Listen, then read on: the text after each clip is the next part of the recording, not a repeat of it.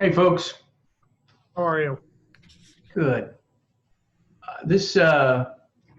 I'll remind people as they're coming on, this meeting is being recorded and submitted to the county. So just want to let everyone know that they are being recorded. That's important to know.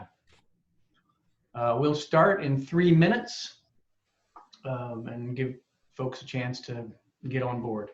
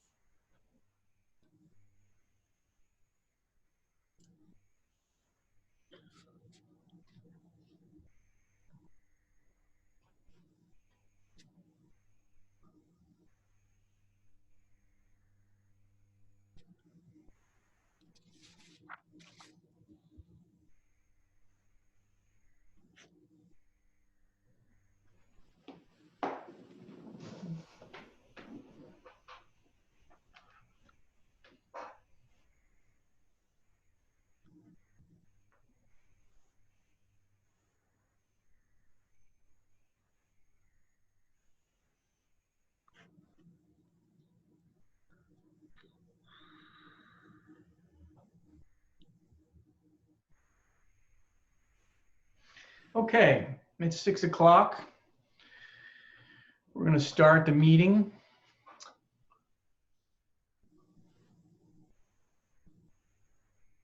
I think I told everyone, but maybe one person has joined since, that this is being recorded and submitted to the county as part of their new guidelines for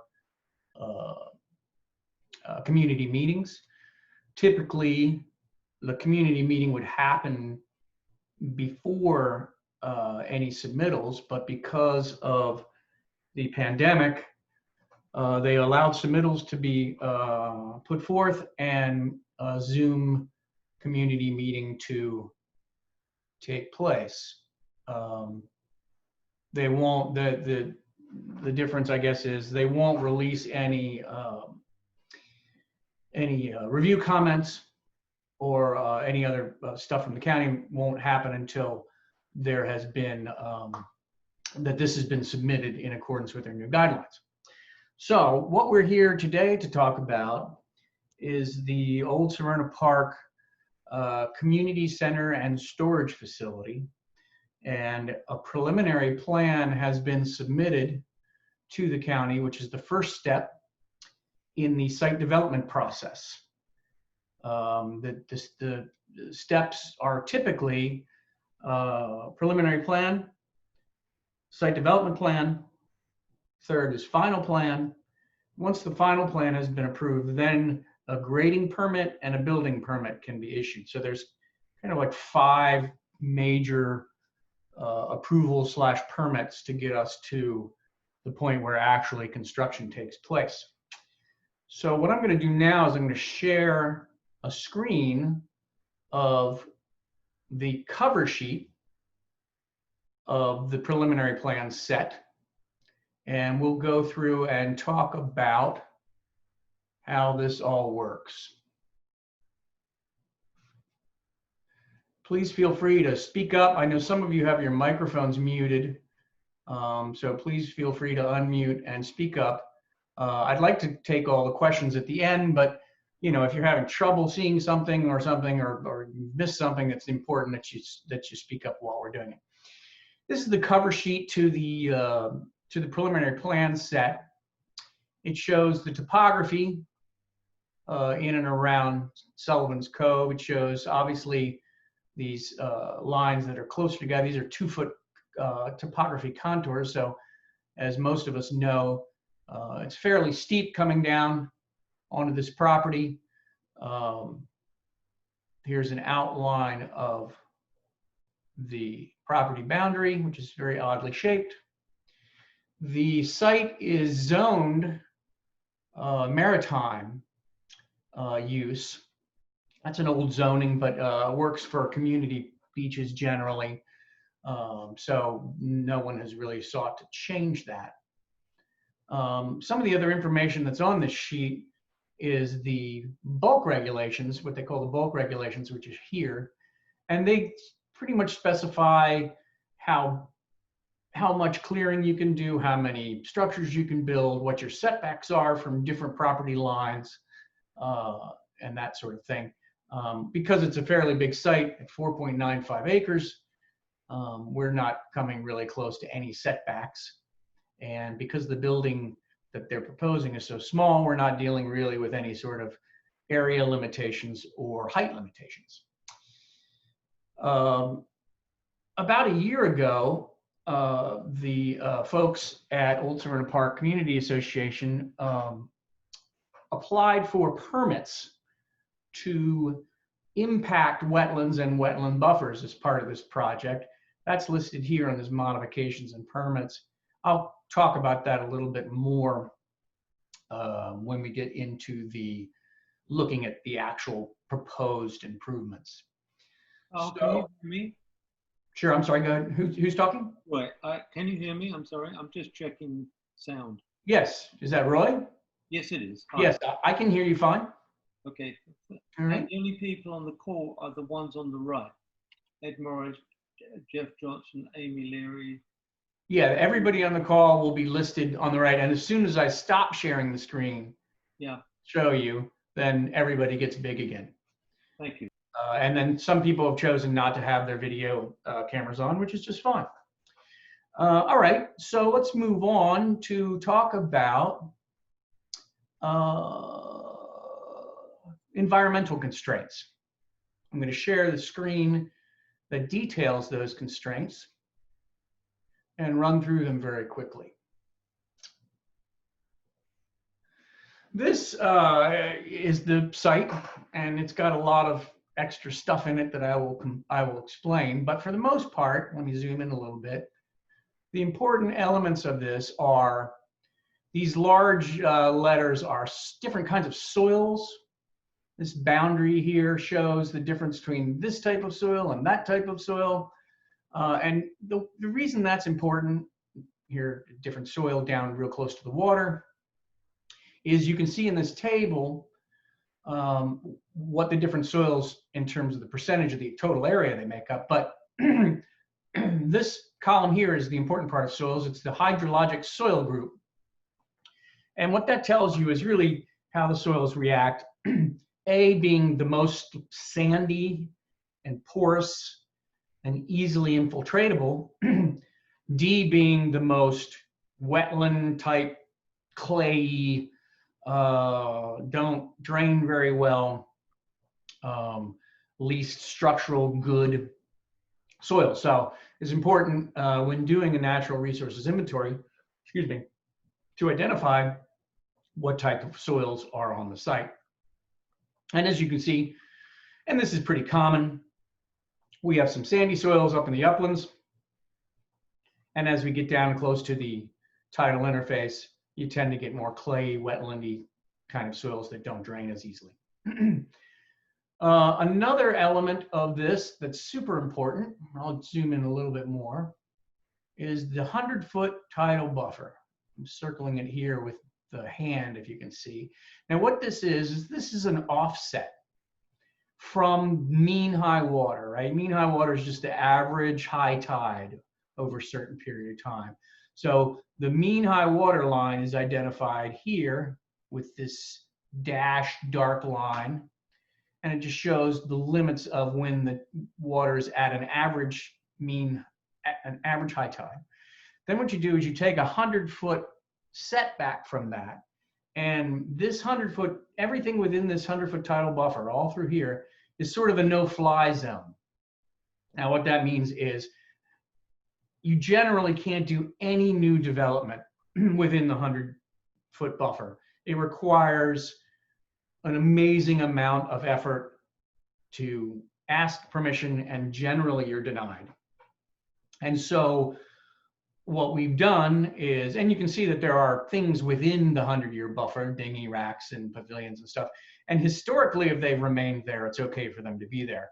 This law really came about in the, I think in the 80s, early 80s.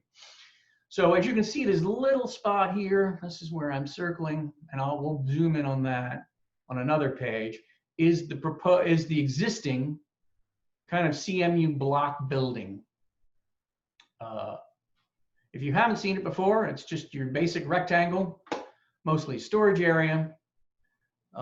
It lies just above the 100-foot critical buffer line and below these wetlands. And that's the other real important part of a project, is identifying the tidal wetlands and non-tidal wetlands. And in this case, we're really going to talk about non-tidal wetlands, because tidal wetlands are usually just grasses and things along a shoreline or in a marsh. So here we have wetlands that are created by upland water, right? By water seeping out of these slopes and getting into these areas that don't drain very well. And then over time, wetland vegetation grows and the soils become even more what they call hydric, and you have yourself a formal wetland. And wetlands are protected. Specifically in this area, where, because we're going to propose to construct the community center in essentially the same footprint as the existing block shed storage building, you can see that this W line is a delineation of wetlands. And this was delineated by a soil scientist who came out, stuck probes into the ground and figured out the limits of where the hydric soils, the vegetation that make up a wetland are. From there, this is a little harder to see. It's this lightly dashed line. I'm following it right now with my hand. That is a 25-foot offset. So you have the wetlands, and then you have, you have the wetlands, and then you have the wetland buffers. Both are protected by the state and the federal government. As you can see, the existing shed and where we want to build this new community center lies within the wetland buffer, right? So I mentioned before that on the first page, the old Severna Park Community Association acquired permits from the Maryland Department of the Environment and the Army Corps of Engineers to impact a small portion of wetland and a larger portion of wetland buffer.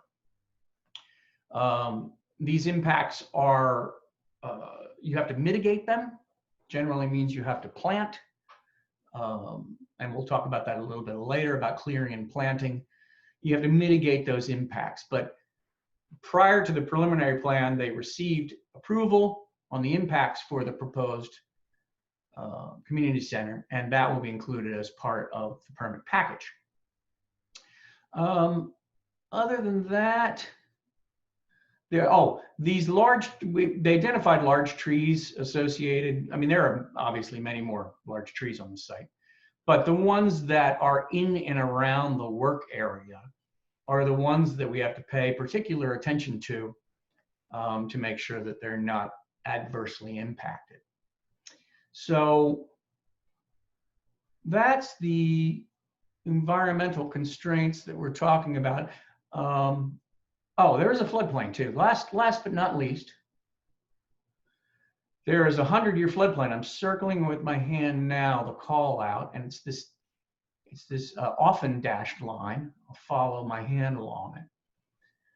That is where the water would theoretically rise to, and it goes way up here and around this wetland and across the entrance road and around this wetland and down. That's where the water would rise theoretically in a 100-year flood, which is approximately 8 inches of rain in 24 hours. It's a model, but FEMA has established this because when you're in a floodplain, you have to deal with flood insurance. And so it's important that that line be shown as well. Okay. Does anyone have any questions about environmental stuff before I move on to the nuts and bolts of the proposed work? If not, I will stop sharing this. Yeah, just something. Go ahead, Roy. The whole beach area, you know, it's basically comprised of the rubble that was left over when Route 2 was constructed. Just an FYI for you. This area here. Yeah. Okay.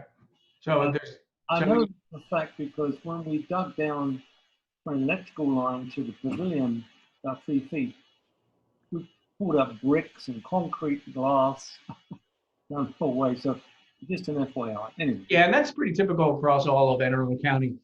I'm sure it's other counties too, but back in the 40s and 50s,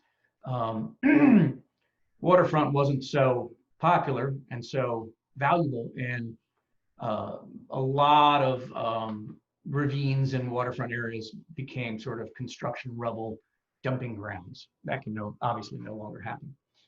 All right. Now I'm going to share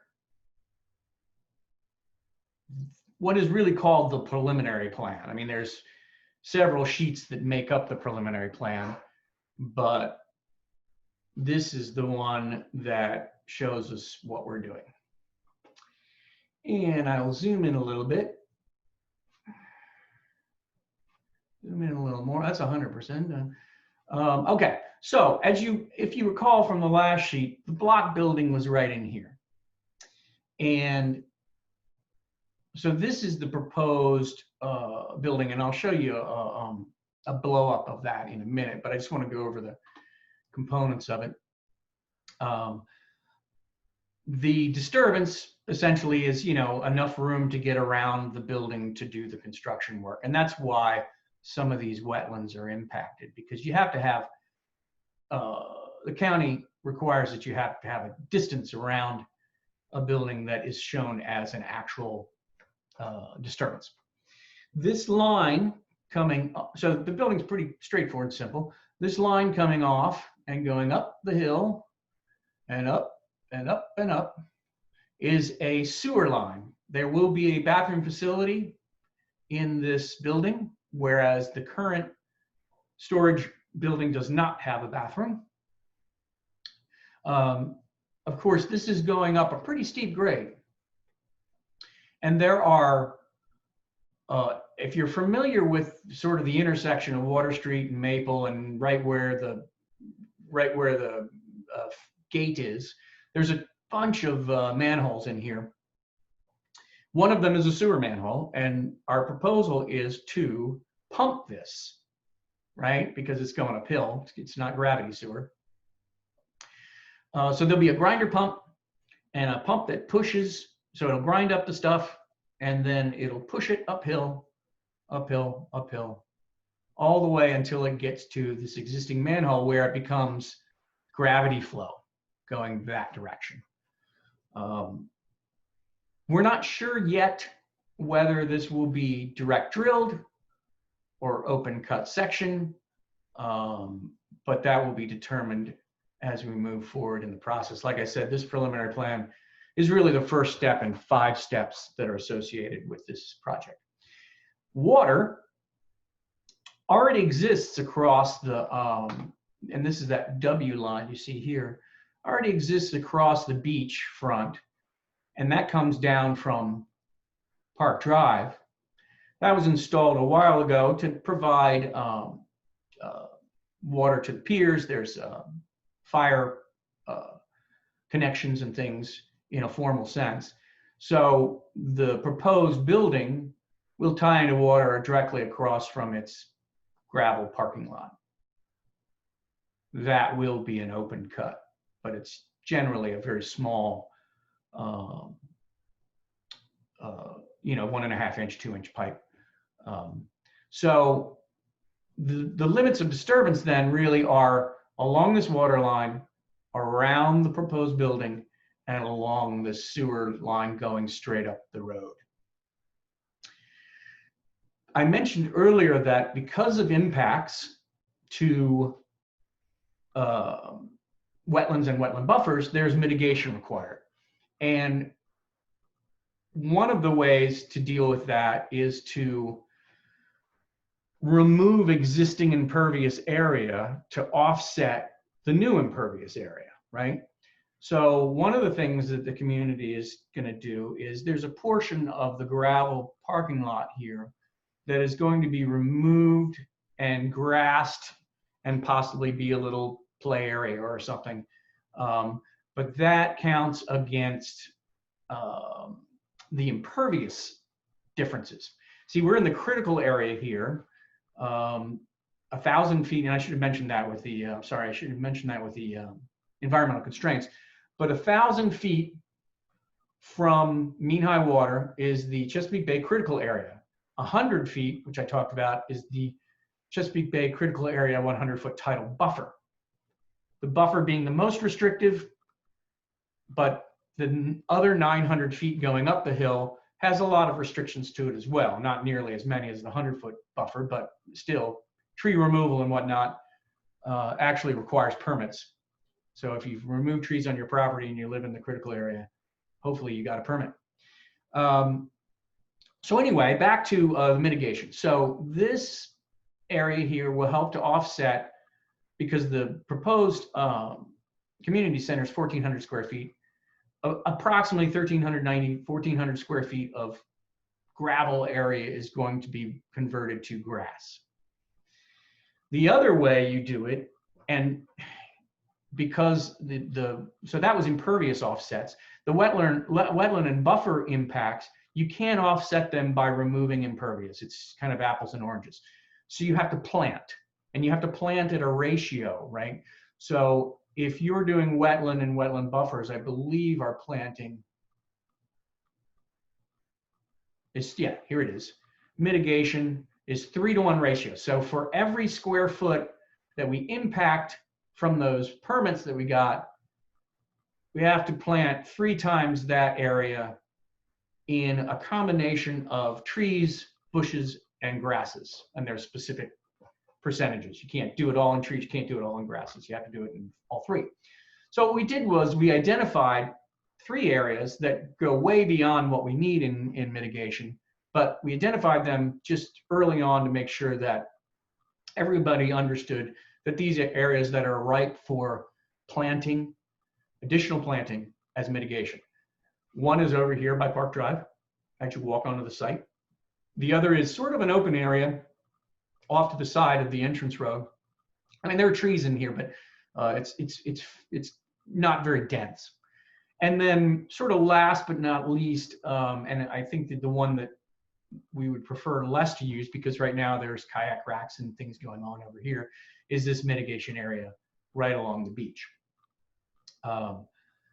The county and the state, when doing mitigation, there's sort of a hierarchy. First, they want you to plant it on site in the critical buffer. If you can't do that, they want you to plant it in the critical area. If you can't do that, they want you to plant it somewhere on site. If you can't do that, they want you to plant it somewhere off site, and there are banks and people who have properties that are just meant for planting, and that costs extra money. And then finally, if you can't do any of that, you can pay a very large fee in lieu. But we foresee that the site provides some opportunities for on-site mitigation, which satisfies the two most desirable conditions. Right, so here is an inset of the proposed building. And as you can see, the solid black line is the LOD, limit of disturbance, right? And as I discussed earlier, it goes around the building with enough space to work. It goes down along the water line, and it goes along the whole sewer line. As you can see, the limit of disturbance does eke into the wetland there, and it is all within the wetland buffer. So this is why permits were applied for and obtained from the state and the feds to temporarily and permanently impact. The wetland, I believe, are temporary impacts. The wetland buffer obviously is permanent because the building stays here. Now, what I'm going to do just for a second, Roy, I'll give you like 5 minutes if you could. Switch on your microphone if you're paying attention or if you're still there. There you go. Give you a second just to talk a little bit about the architectural elements of this community center so people can get a feel of what they're looking at. Sure. The building's composed of three elements, actually. One is the meeting room to the left. That's over here? Yes. Then there's the two bathrooms next to it, both unisex bathrooms. Behind the two bathrooms, there's a small storage room for the community room. And on the right is the storage shed, which has a shed room, if you will. And to the right of it, there's a small ramp that comes up because the elevation, the finished floor elevation, we're looking at +7 feet, which is the new FEMA recommended floor level. Yeah, let me just jump in there. So the building finished floor has to be a foot above the FEMA floodplain line. That's right. The elevation for the FEMA floodplain in this area is elevation 6. And so that's why Roy is starting his finished floor at 7 and ramping up. So go ahead, Roy, I'm sorry. Right. Outside of it, those lines there, that's actually a trellis area which sits above the deck. Now the deck with to the left, the ramp coming up for ADA, handicapped access. So it's fully accessible. What else? Well, that's the basic element of it. The building is shaped this way so that we can get it to fit within the constraints we were presented with them. And although it wasn't our initial design or designs, the design has turned out to be rather interesting. The building is composed of 3 elements that appear, if you have any perspectives to show, shows it as a building that's kind of evolved over time. So from an architectural standpoint, it fits rather well, for example, with the open pavilion that we built many years ago. It has that same kind of look.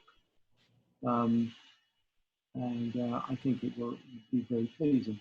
Plus, of course, we have the landscaping around the building there, which is showing shrubs right now, for example. Um, but in essence, that's basically it. Okay, thank you, Roy. And just for everybody to know, Roy is the architect of record on this project and is doing the design of the, the construction drawings for the building, as well as likely acquiring the building permit from the county, which is, as I mentioned, sort of step 5. Now, I'm the architectural designer, not the architect and such. Right. So there you have it. I think I have covered everything, and at this point, I guess what I should say is landscaping is very preliminary. As we move through the site development process, we'll be nailing down all the mitigation, all the bushes and trees and grasses that have to go into offset impervious area. There's a lot of different ways. Some people may be thinking to themselves, well, where's the stormwater management? Why isn't there rain gardens or microbial retention or this or that? It's because when you're in the critical area, you don't want to hold back water, right? You don't want to increase flooding. So what the critical area stormwater management is served by planting. So when you have a certain size building that requires a certain amount of stormwater management, you do that in the critical area by planting trees and bushes and grasses. So that is another reason why the landscape plan will be fairly significant in this project, because it's Carl, I should also mention, one always thinks of details after the fact, that because the building is raised, any floodwater can flow under the entire structure. So it's not a barrier to movement of water, either from the river or to the river. right. Yes, and that's a requirement of the design, is that not only is the finished floor elevation a foot above the floodplain, but that distance between the ground and that finished floor elevation has to allow floodwater to pass through. So you can't put any mechanical devices down there or anything that would be impacted by floodwaters. And all right. Last but not least, Carl, some time ago, we did speak with a contractor for the sewer line, and he came down and studied things and told us that he would do a what do you call it? A mole boring up Maple Avenue. Yeah, it would be direct drilled. Direct drills. That's yeah, what that is they use a guidance system on the surface, and they push a bit, kind of a drill bit, underneath, and it's just going to be 3 or 4 feet underneath the road, and they use the guidance thing on the surface to direct this thing as it moves up the hill.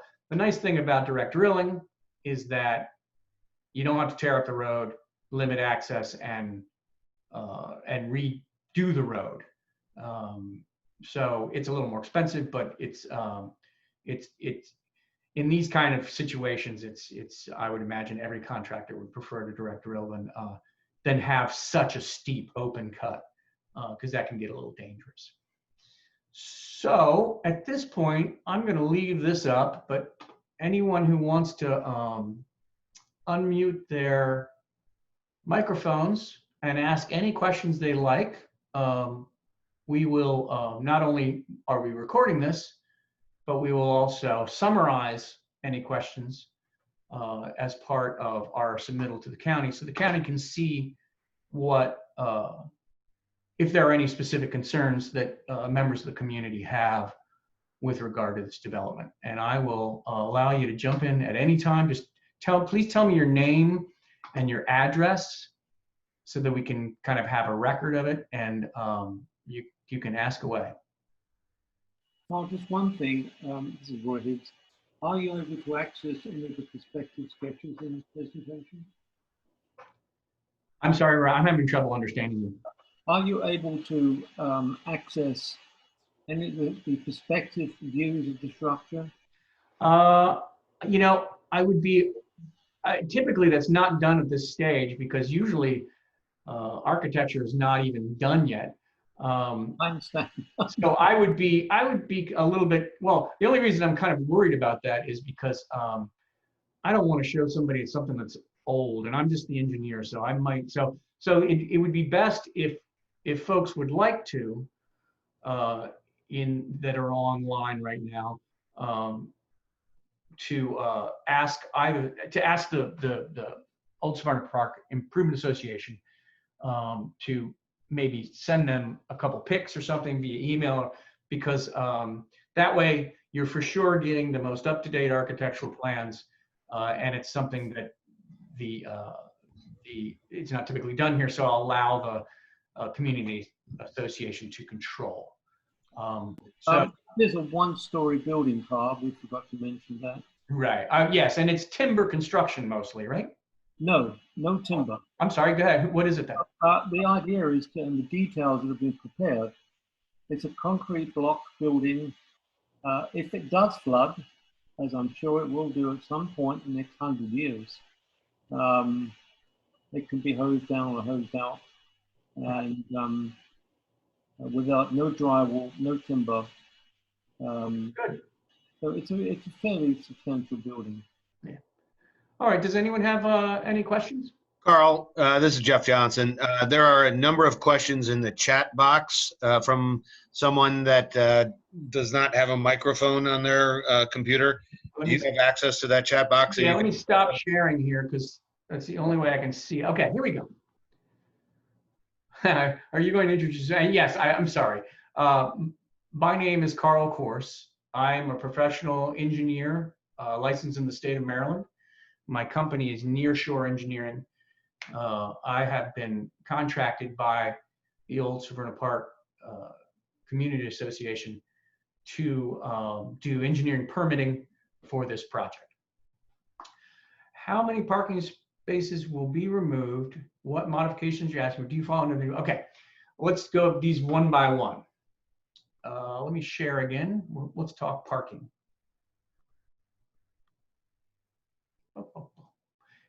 And I'll answer quickly. And Carl, yeah. The question was in regard to the green space that we were capturing in the parking to the right of the existing pavilion. Okay. Right. You know, I don't know if I have a tally of that. Jeff, can you answer that question as to currently how many spots? I mean, I know we're looking at putting in 5 formally here once this is grassed over. Is that to replace 5 that exist now? Is that the current parking spaces are just being pushed forward, okay, so that they are in front of the proposed green space. So okay, there will not be any parking spaces eliminated there. Okay, I'm going to stop sharing just for a second to get back to the chat. Okay, modifications. As I showed on the original sheet, second.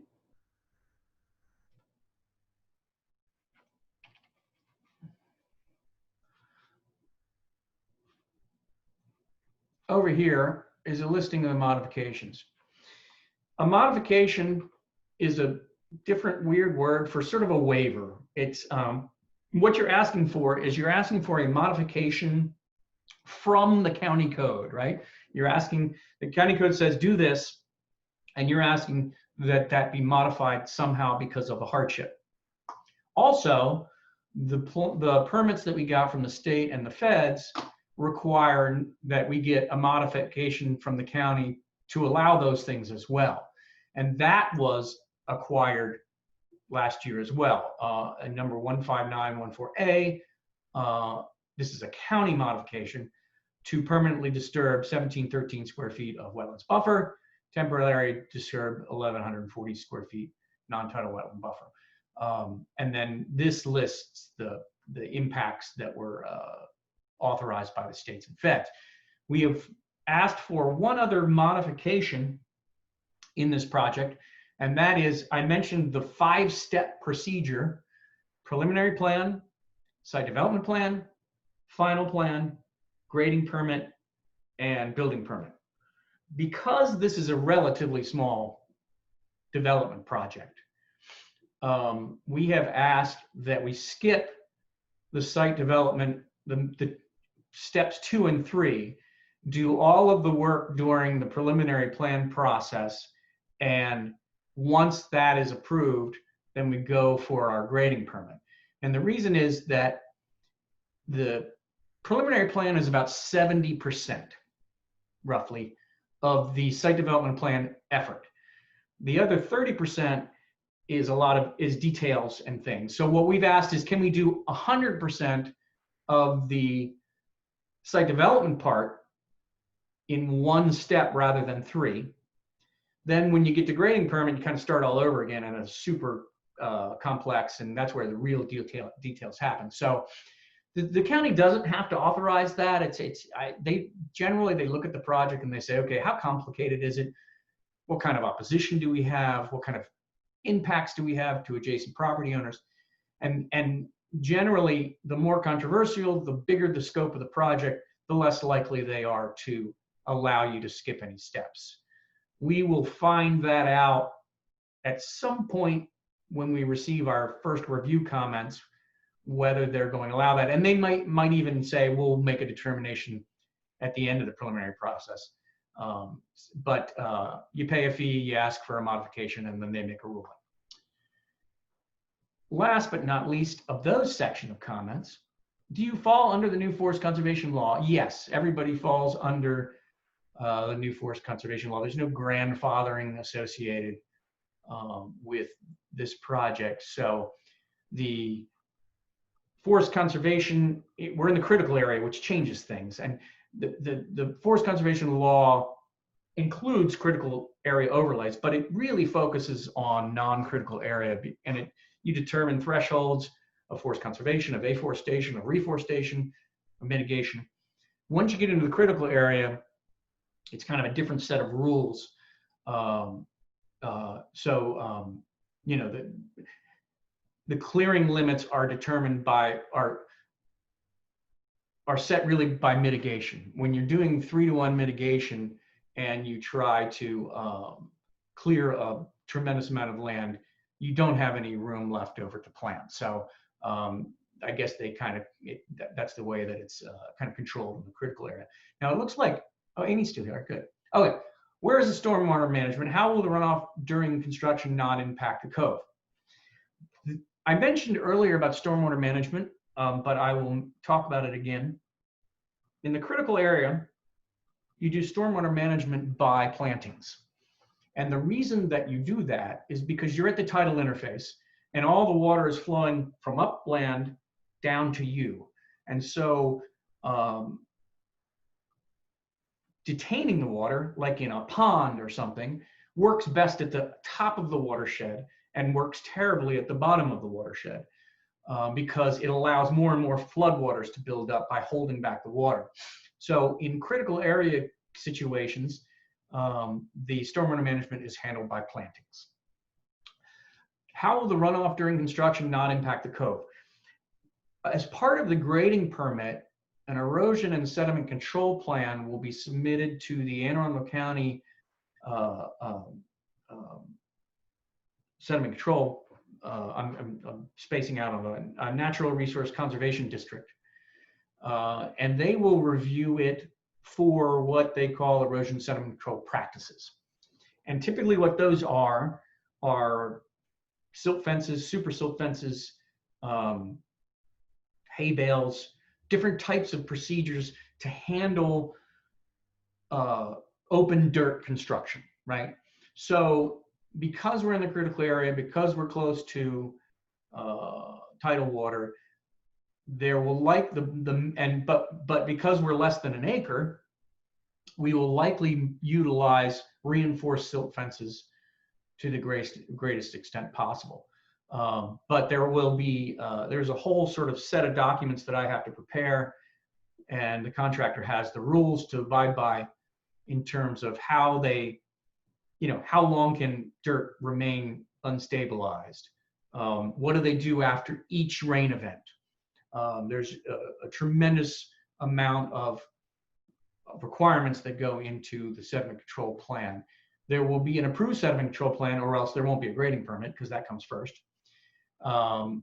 And that will be, and then the contractor meets with the county right before they start work, and the county and the contractor and the owner go over all the requirements of sediment control.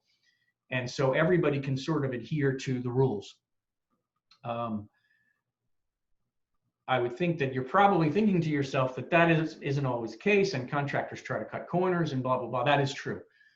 In these types of situations, though, what I found, because I do a fair amount of work with community associations, especially along the waterfront, is there's a lot of people engaged. There's, you know, there's the neighbors, there's the improvement association, there's the contractor, there's the county inspectors, and generally, any problems that pop up usually are handled fairly quickly. Carl, that was a good, right, speaking, and that's a good explanation, thank you. I would add that our community is super sensitive about this issue, having suffered from the many years of Severn school construction, for example, where the curb is full of mud, and you know, we have photographic evidence that we're super sensitive. That's why part of the reason why we've designed the building the way we have. We're not on typical, we're not digging foundations, which is where most of these problems occur. We're using piles. So the amount of disturbance is, we hope, minimal, because we're not having linear trenches, for example. And so that's our approach. And yeah, I think, and that's in the details that have been prepared so far. Thank you. Yeah, and I guess I'll point out also that, you know, we're dealing with the work area and the staging area and whatnot being existing gravel, which is even better. Typically, they'll make you put what they call a stabilized construction entrance in. What that stabilized construction entrance is small stone. It's called 57 stone or number 2 stone. And what that's for primarily is for the trucks to, for the dirt to loosen off the wheels of the trucks and the tread and to fall out as it's going through that entrance, rather than being tracked up onto the private road, access road, and the county road. So the fact that the work area is already gravel makes that a nicer situation. Oh, you know what? I'm sorry. There's someone else in.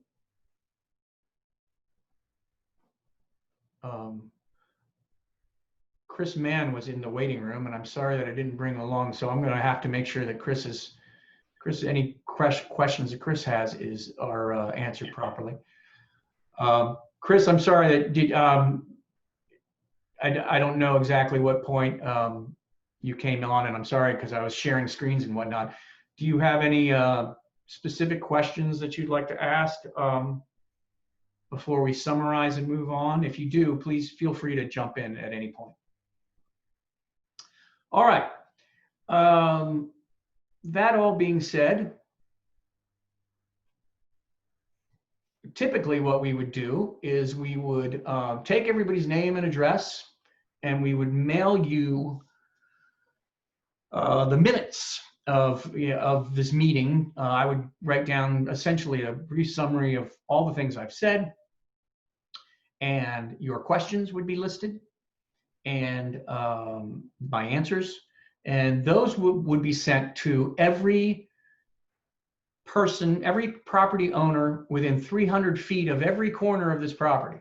And there were a fairly large number of people that were notified, of the preliminary plan and this community meeting, because from this point, we drew a 300-foot circle from this point over here, over here, over here. And any houses that fell, or businesses or institutions that fell within that area, were notified of this meeting and will also receive all the things associated with this meeting, including, I believe, and this is brand new, so you'll have to bear with me, a recording of this video Zoom community meeting. So you will be getting all those people in attendance of this meeting, and the folks that aren't will be getting summaries of this, and either they'll be sent the video or probably provided access to the video, I'm assuming, because it will likely be fairly large in its memory use. Right, so let me think about the community meeting. Yes, so you all will be notified when we're done. Now, times that you can appeal to the county because you may have issues with the project occur really when permits are issued. The thing that we're going through now with the preliminary plan, site development plan, final plan, approvals are given, but a permit is not issued. So the grading permit is really the point at which any person having a grievance or wanting to oppose or ask for some sort of appeal will do that during either the grading permit or the building permit. We will have a final meeting again right before this project gets final site development approval. That's required by law. And so all of us will be getting back together again, and you'll be getting notified in the mail of a final community meeting, which will show you all the plans associated with the project and the details. I believe that is all. Hopefully I've remembered the important stuff that is needed to be conveyed to you. I'll open it up one more time if anybody would like to unmute their microphone and come on and ask any questions. And I'll stop sharing and I'll check the chat area just to make sure that there are no. There you go. Amy helped us out here, and I'm sorry that I didn't have that open because they're sort of brand new requirements. The video will be posted on the county's website, and people will have 2 weeks to do additional comments. So if you had a neighbor who couldn't make this community meeting, or someone who is interested, it has to be people withstanding, which means it has to be people within the 300-foot limit generally. I mean, it doesn't have to be, they can be outside, but the ones that are paid very close attention to. And you'll have 2 weeks to comment through the county's web portal. With that being said, one more time, any questions that anyone has, please unmute your mic or write it real quickly in the group chat area. If not, I will adjourn this community meeting and we will speak to you the next time. Nice presentation. Thank you. Oh, thank you. Thank you. We'll speak to you next time at the final subdivision approval community meeting. So thank you everybody for your interest. And in your documents also is my email address in the original letter. So if you have something that comes up and you want to pop me an email, feel free to do so. But other than that, I'm going to go ahead and end the meeting if no one else has any comments. Thanks, Carl. Thank you. And I appreciate your participation, and we'll talk to you soon. Thanks. Bye.